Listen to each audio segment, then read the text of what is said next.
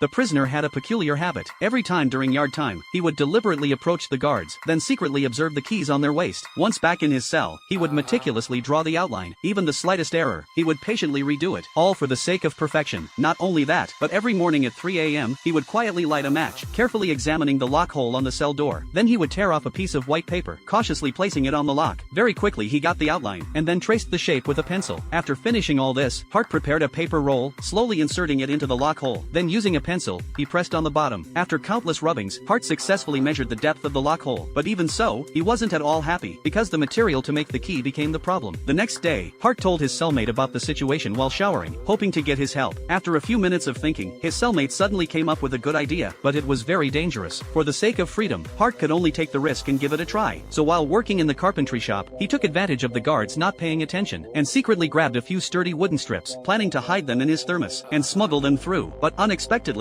an accident occurred just as he was leaving. Due to his nervousness, Hart couldn't control his facial expression, and the guards noticed this. So they picked up Hart's thermos, poured out the goji tea without hesitation, and shook it a few times. But strangely, after a thorough inspection, nothing unusual was found. Helpless, they let Hart go. Little did they know, this small oversight would stain the prison with a huge disgrace. Back in his cell, Hart eagerly emptied the wooden strips from the thermos. The reason he was able to avoid the guards' search was that he had already prepared a countermeasure. When the guards came for inspection, his companion deliberately knocked over a box of nails, trying to buy enough time, while Hart hid in the back, taking the opportunity to stuff in a large towel. This clever move saved him from a disaster. Now that everything was ready, Hart began to file down the wooden blocks. He widened his eyes, focusing intently on the block in his hands, trying not to miss any details. Even the burrs in the middle were sanded down completely with sandpaper. It wasn't long before all the parts of the key were made. Next he applied glue, carefully assembling the pieces together. To speed up the glue drying, the heat lamp above his head became his assistant. A few minutes later, Hart took out the wooden key, confirming that the parts had bonded tightly, then pulled out the blueprint for comparison once more, proceeding with the final touches. After repeated fine-tuning and polishing, he finally made a wooden key. Then with a nervous heart, Hart slowly approached the cell door, and carefully inserted the key into the lock hole.